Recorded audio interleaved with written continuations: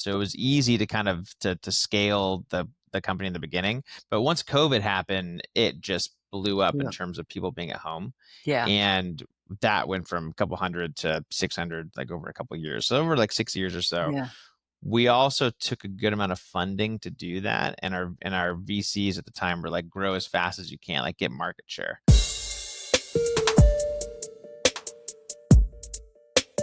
So, hey, Brayden, welcome to a Founders Lab. It's good to have you here. Yeah, thanks, Jan. Thanks for the invite. Yeah, I'm excited to be here. So, I got a number of different questions I want to ask you, but I Awesome. want to start with where back a little bit, I think it was more about a decade ago when you were building Sendoso. And just from the early coffee sender side gig to major B2B gifting powerhouse, what were the core values that drove you during that entire run?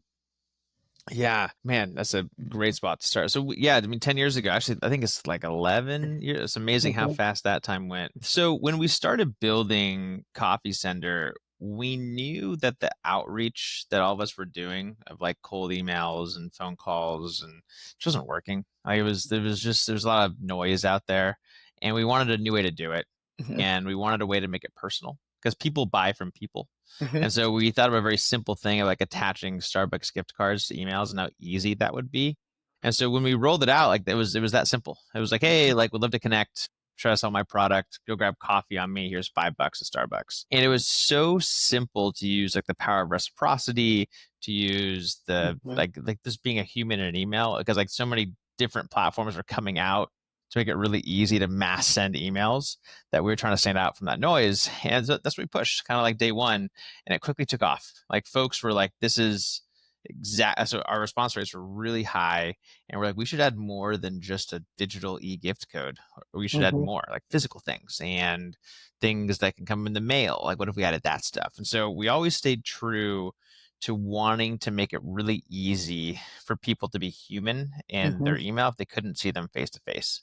I think as sales kind of changed over those 11 years where there wasn't the face-to-face meetings. It was very much Zoom calls, and COVID just compounded that, which was good for us as a company because we were like, perfect. Like we can make it where you can send gifts to people and you don't have to be there in person to deliver it. So it was the right time for sure. Yeah. I think that so much of the entrepreneurship journey is timing. Like, yes, we worked hard to get in the right, to make the platform work, but it was absolutely the right timing for us as well. But in terms of core values, we wanted to build a company that we knew was solving a big problem.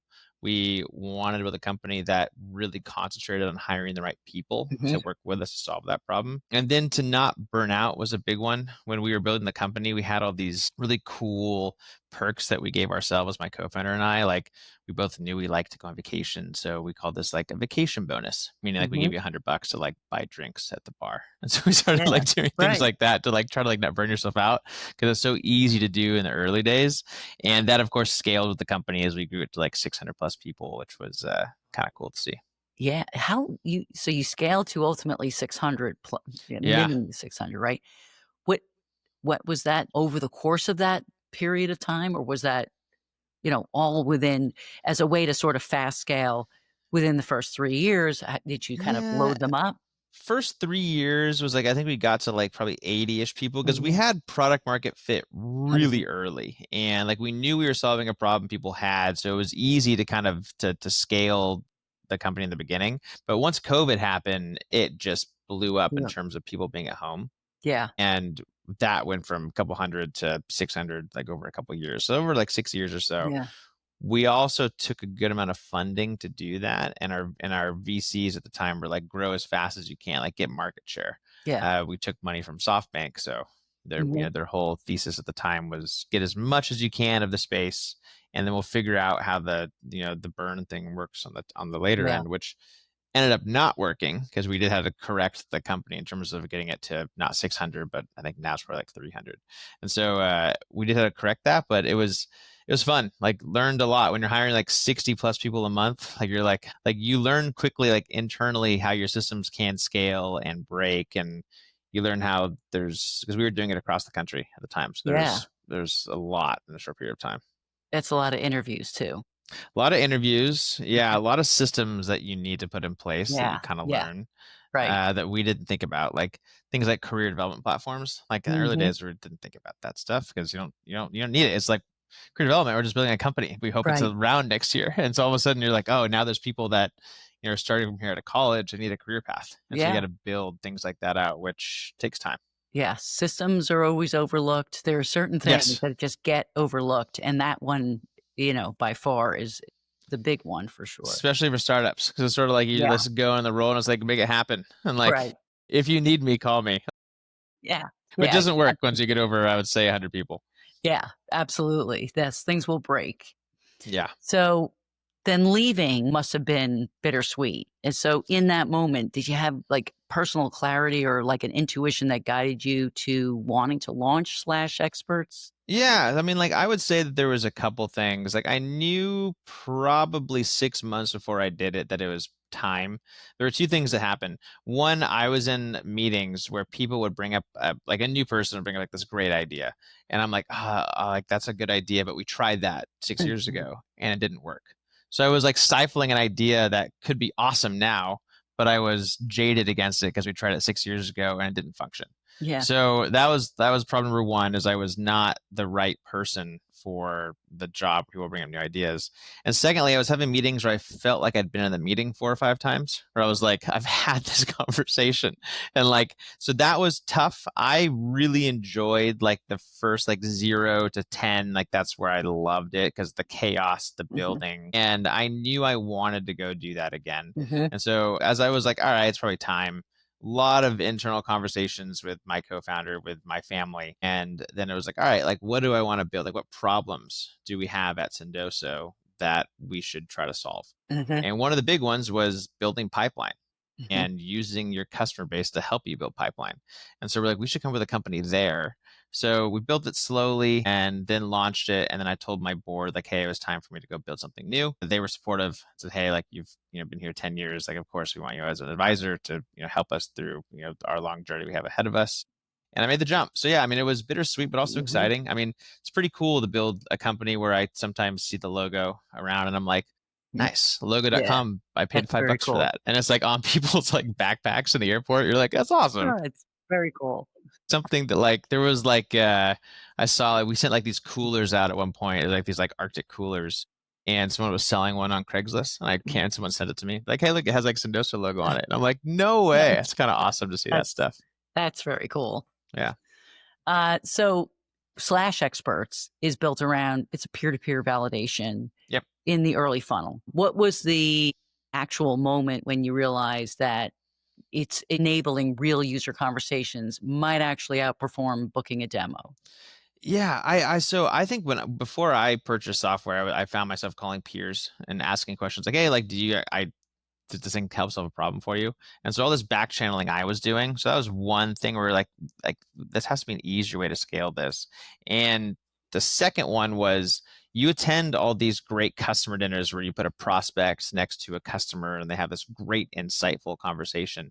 And a lot of the time at those dinners, you're a fly on the wall because you're kind of like, Mhm, oh man, like the way this customer is talking about us is totally different than the way my sales team talks about us. So I wish I could record that and I wish I could use that into my content. And so we're like, oh, we should figure out a way to do that. And so I think like both of those things over a period of time kept happening where I mhm, was like, we should figure out how we can use our customer base and just make it easier for them to be able to talk to our prospects to encourage the back channel or the peer-to-peer conversation. mhm. And we had to figure out a way to do it. We had to figure out how to like we had to build our own calendar tool. We had to build our own like recording tool. So it took some time to put that together. I hired my original engineering team from Copy Center and Sendoso. So they'd all left Sendoso at the time, so I was okay with hiring them. Yeah, And that's so good. like I brought them in to build this new concept and built it over a period of a couple of months. And we were like, great, let's test it. Mhm. And so we started testing it to see like, is this going to work? And it was converting far faster than like just book a demo. And we were Wow. like, man, okay, like this is a good. So I think we're very much still in early days. This is a new way to do sales Mhm, because you're encouraging conversations mhm. between like you're not totally in control of. So like, I can put a customer in front of somebody and hope they say the right things, but they sometimes don't. And so I Right. think that like it's nerve wracking sometimes. You're not totally controlling it, But if you have a great customer base that loves your product and you sell a great product, I think it's something that everyone should try. Yeah, and it lends itself to greater authenticity when you're Mhm. hearing it not from some sales guy who's just kind of pushing something at you. Yeah, I It's think so. I mean, like, their it's own perspective. yeah, like there's so every B2B site looks the same. So you go there Yeah. right now and there's like a carousel of logos and you're like, ooh, all these social proofs. I feel great that you work with all these great big companies. And then you're like, I should look at this product, or I got a good email from them, or I saw them at a booth at a show, and you go and take a demo. But like still, like where the majority of the selling happens is not on that demo. It's already happened before that call takes place. They've Mhm, asked their friends about you. They've been to like whatever networking group they're with and asked about your system or your space. So those are the things you don't control that we're mhm. trying to help you have a little more visibility into. Yeah. So you closed, was it a $2 million seed with experts? So what were the investors resonating most? Was it the vision, like a market timing? I think the big one was the data collected on those phone calls. So being able to be a fly on the wall on those and use that data, that first party data, to put into an LLM is exciting. I Mhm, think as AI has just compounded more and more and more and more, having good data to feed it and to train it, I mm, think is the big piece everyone's looking for. And we're collecting call recording data where your customer is talking about you to someone who's not using you. And so mhm, like that is so huge for your chatbots on your site. It's huge for your case mhm, studies. It's huge for your content, for your like so like that was the piece that most of our investors were like, okay, yeah, like I can see that. Like you are taking the method of like what GLG and Alpha Sites and those companies have built, and you're going a different direction where mhm. you're asking the companies to serve up who their experts are, their customers, and you're asking them to give their expertise to help find more customers. So I Yeah. think like that's the piece where like our customers, our investors are like, yeah, like that makes a ton of sense. So that was a big one. So I think that like they hope we go that direction as we Mhm. continue to collect more and more data. And you already had previous history, so that Yeah, was great. That doesn't that hurt that either. helped. And then I went to college with one of the individuals too who joined my board. So it's one of those things where like the second or third time around raising money, I've learned that you can definitely find money easily. Like the Mhm, big part is who you decide to raise from. I learned that at Sendoso because I think that we didn't spend as much time on like figuring out like if someone was like, "Hey, I want to give you a term sheet," we're so mhm. excited about it. This time I was able to be a little more picky, being like, "Hey, like who can actually help me scale this? Like who like what's a win for a VC firm if Yeah. is it a massive they want to make a unicorn company, which I'm sure is always great, or are they okay with, an exit that's not $7 billion? Like do they Mhm. have they want the Figmas? Is that what they're shooting for? Are they shooting for things that are, smaller wins? And so there's a Yeah. lot of those conversations too. Is it, I mean, most startup software don't go down, depending on, of course, the makeup of the team and everything, whether they decide to go down the VC back route. Would you recommend it to anybody, just, anyone wanting to start and launch a SaaS in the next 6 months? I would. I mean, like, I think like if you're building a company right now, one, you got to be very focused on some sort of data collection or an AI type tool. I think there's far too many startups that are out there that are just built on top of LLM softwares, and they're like, we are AI for X, and Yeah. they just have a different LLM or a different like Yeah. way to use ChatGPT software. So I don't think that works. I think if you have a really good idea and you want to raise money from a VC fund and maybe you have some traction, I think it's a good route to go. Mhm, I think it takes the burden away of like, hey, can I afford to eat tonight? And more so you mhm. focus on the idea and the concept and like, will this work? So I think that's important if you're raising money is to be able to focus on the things that are important, like customers and trying to build the company, like Yeah. not so much on, hey, like, can I find food tonight? Yeah. Now, I think it's different depending on if you're out of college and like you're 23, I think that you can try to bootstrap it for a while. If you're True. older, this is your second or third company and you have a mortgage and kids, it's a different direction. So I think you got to find the balance between the two as to where you are in your own life. Yeah. But I've had success with VC funds. I think that like they're great in terms of taking care of a lot of things that Mhm. you don't want to take care of as a founder. And they're also very helpful with intros, with projections, all that fun stuff, which helps for sure. Very true. Yeah. Yeah. That is true. Yeah. Well, so you talk about like avoiding reliance on the tired book a demo, which I totally agree. What what do you think the future of like authentic B2B engagement might look like? Yeah, I don't think so. Like, there's if you look at the funnel as a whole, Mhm. and like let's start like at the very top. I think email correspondence with people. I think LinkedIn messages. I think cold calls. I just don't see that lasting for a Mm. long time. I know right now, like cold calling is having like a resurgence. Like I get so many cold calls a day. I don't answer them. I don't know who's answering them, but like I think there's so many founders that are out there and VPs of sales that are like cold calling is the best. I'm like, is it though? Uh, I it's right. one of those things where like I don't believe in it.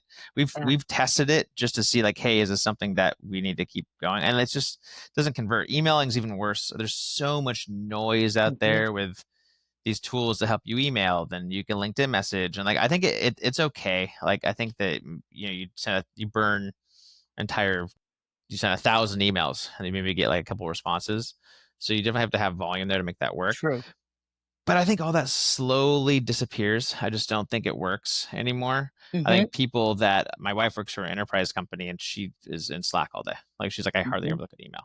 And Yeah. so I think that that all sorts of goes away. I think the communities are going to expand. Like any sort of networking community, marketing, sales Mhm. group, I think those are going to become just even more important than they already are. And so when Yeah. you're looking to solve like solve something, let's say you're a CEO, I think that's where you go first. You're like, hey, this is a problem we're having internally. Has anyone figured out how to solve X via software? Mhm. And I just think that that's where everyone will live, and the recommendations they get there will be the that's where you need to live. Like you need to make sure word of mouth, as which has always been the most powerful marketing tool, becomes that's going to become very prominent. I think partners will become a big one too. Yeah. I think Mhm. events Mhm. will even become bigger than they already are.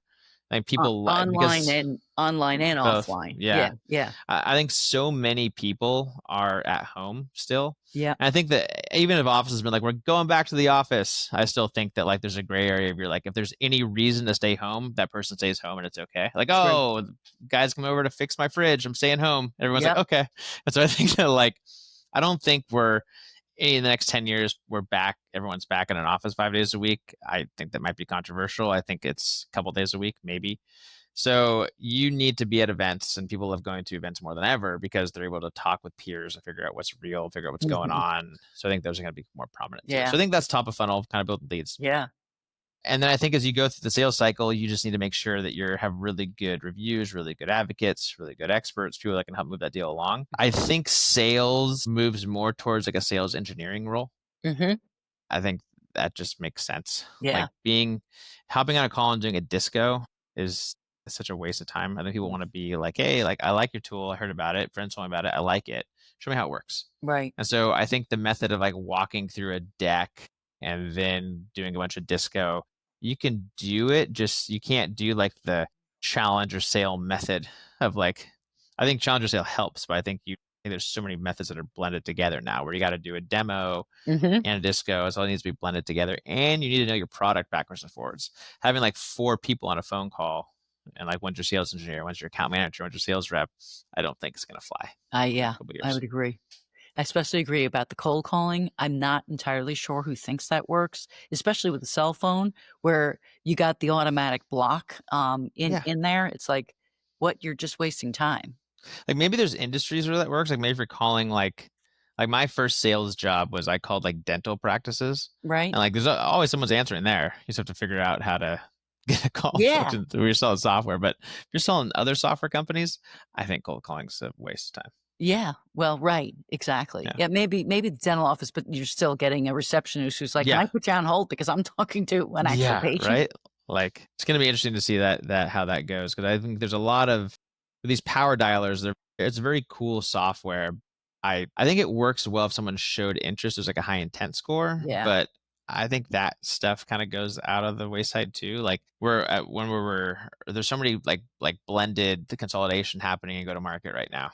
Like, it's gonna Yeah. be interesting what happens with all these, like, companies that are being swept up into one. Yeah, yeah, absolutely. Which I think to your point about community, even more important to establish yourself in within a community that where people can trust you.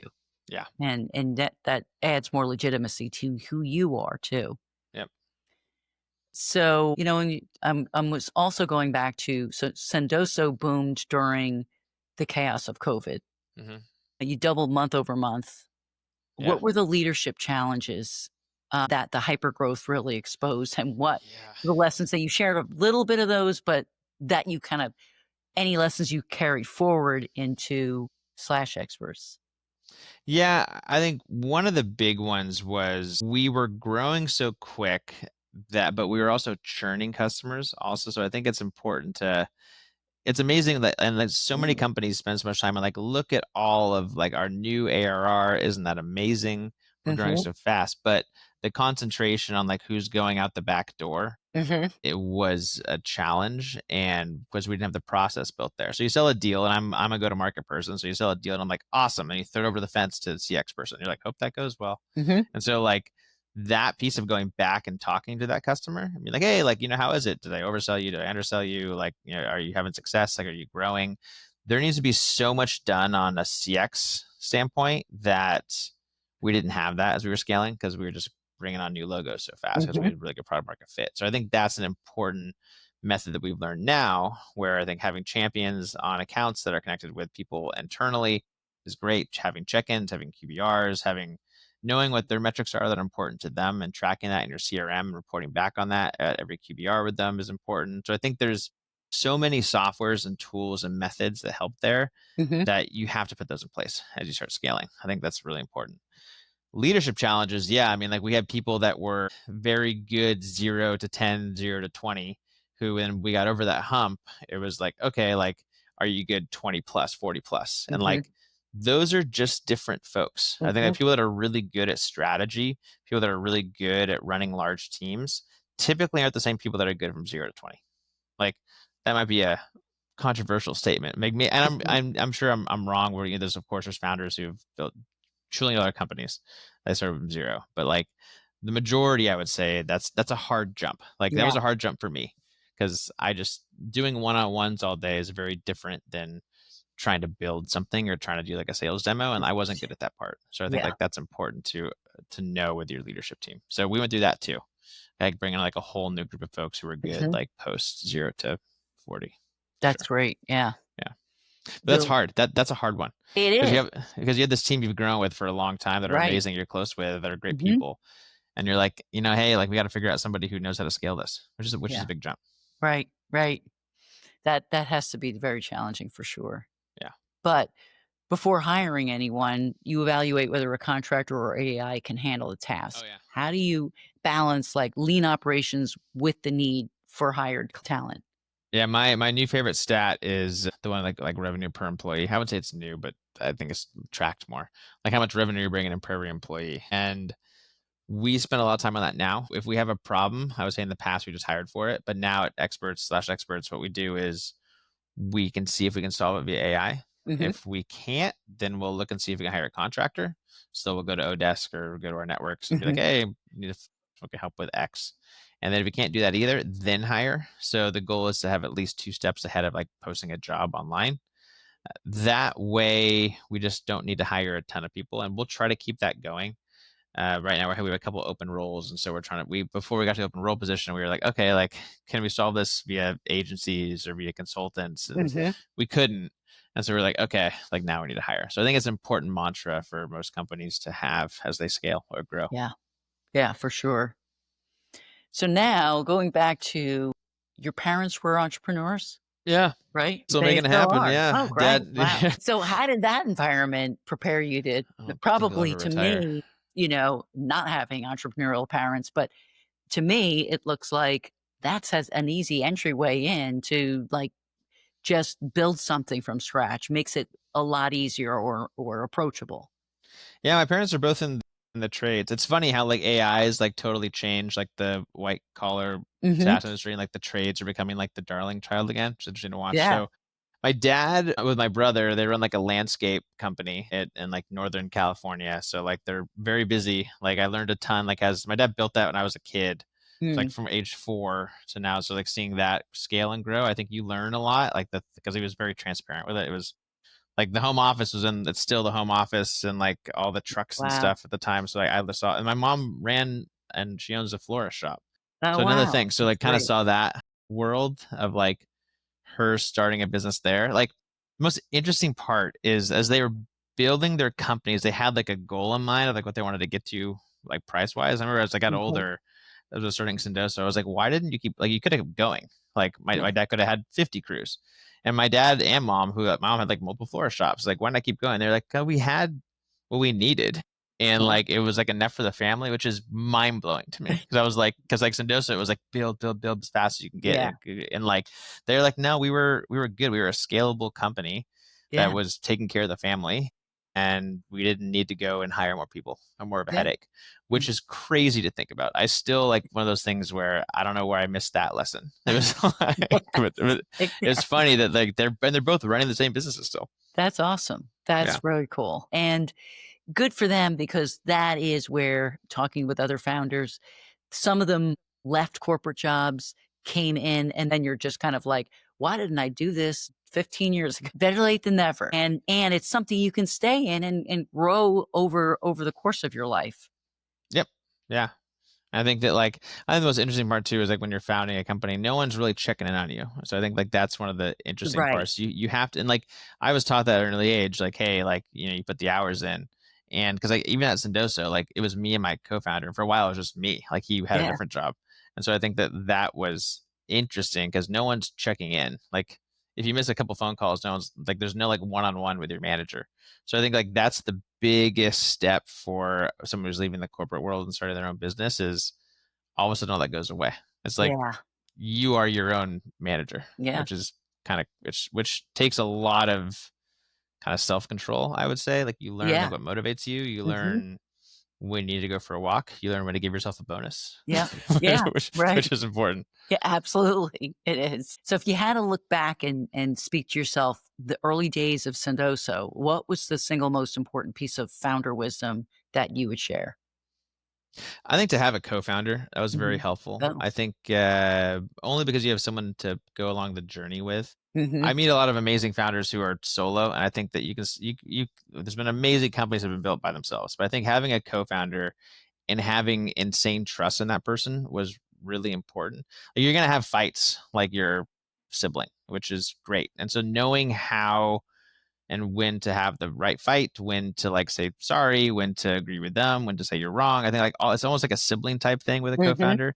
And I loved that. And would say like that was one of the big reasons for success is I had someone that I fully trust and I didn't worry about was he working? And I don't Mhm. think he worried about if I was working. There's errors made along the way, but I think like that was a big one to have some of the early success for sure. And then I think like we use networking like crazy. Like Yeah. we talked to every single person who would give us a moment to pitch the idea of Sendoso. I'm still doing that now with Slash Yeah. Expert. So they get like Right. everyone who is like willing to give me time, I'll be like, hey, here's what we're building. And I Mhm. think like that builds, takes time, takes time to convert. But I think like stuff like that is really important to do. Like in a bar, in a restaurant, at a birthday party, to talk about what you do constantly is only going to help you hone your pitch and hone, who True. you're selling to. And you would say, I'm assuming, yes, is that networking is your number one way in Yeah. well, from a marketing standpoint? Absolutely. I think that like it works the best. I think that just to get the word out there is what you're building. Yeah. That's our biggest one for sure. So if you're looking 5 years ahead, where do you want Slash Experts to sit in this ecosystem of B2B buyer journey and intent intelligence? Yeah. I think for me, it's like I want that's where people to start their journey Mhm. if they're looking to solve a certain problem and they go to a site, let's abccompany.com, rather than take a demo, their first step is like, hey, do they have experts? Do they have people that I can Mhm. talk to that are already customers? I think my biggest goal in 5 years is like the carousel of logos become almost clickable, where you can click into a logo and book a time with that company because they already use that tool and you can have a conversation there. And then once you're ready to jump in and maybe use or test that tool, then you talk to a sales engineer. So Yeah. I think that for me is like where I think the future is Mhm. going in 5 years, and we just happen to be the ones that help do Mhm. that. And then I want content to get stronger. I think there's too many fluff words and case studies and stuff that no one reads. And so if I can True. use the data that I'm receiving on those phone calls to make people's websites better and to help with the problem they're actually solving, to help make that more transparent, then hopefully I'm helping people find the right software, the right Excellent. tools. Yeah. Yeah. Yeah. And I don't disagree. I think you're right on. I think that is absolutely more of the future and more of the way that we should be looking at things, but that's awesome. Yeah. All right, final question. What 1 or 2 resources do you require to run and operate your business every day? It could be your morning coffee, it could be a dog in the office, or it could actually be software, some tools that you use. Man, I would say that like the first one is family. So like in the morning, I require seeing like my 4-year-old Mhm. daughter and my and like wife for sure. At some point, has to be in the Yeah, morning at some point. Like I think like I was never an at-home person for work. Like I was like I needed to be in office, but now I love it. I don't that's know. great. I can maybe go back 1 or 2 days a week, but I love being able to like just leave and go hang out with your kid for a little bit if it's not school, and then like go back to work. Like that's killer. Yeah. That's a dream to be able to do that. So that's a big one. Then I would say secondly is I love podcasts, like walking and podcasts. And so I think like being able to have access to that to learn new things is huge. Like there's so many cool new tools that are out there and people building amazing things. Like getting that information from a case study is Mhm. so hard. And so I Yeah. think that like having podcasts people talk about it is huge. I think Yeah. and it's a cool escape. So I would say that's my second. Like that keeps me, I would say, sharper, like trying new things because I'm just listening to a bunch of like different things every day that are people are trying. I would agree. Coffee too, though. Definitely. Coffee's Yes. a big one. Coffee is always key, but being there with the 4-year-old is also key because she won't be 4 forever, and that's Right? really cool that you get to spend that time. So, Yeah. I highly recommend that one for sure. Even though today she was like, "Okay, Dad, see you later." I'm like, "What are you talking about? See you later?" Like, see you later. 4 going on Yeah. 13. Yeah, exactly. Yeah, That's right. exactly. Well, thanks, Braden. So if Thanks, Janet. somebody wants to get in touch with you, where should they go? Where was the I'm best the place? only Braydan Young on all of LinkedIn. My parents got creative with the spelling of my name, so Braydan. Ends in Dan. This is in case I wanted to go by Dan at any point. That was the Okay. reason behind it. And so Braydan Young on LinkedIn, ping Excellent. me, connect with me, then /experts.com. Check it out too. Yeah, definitely. Excellent. Well, thanks so much, Braden. Awesome. Thank you.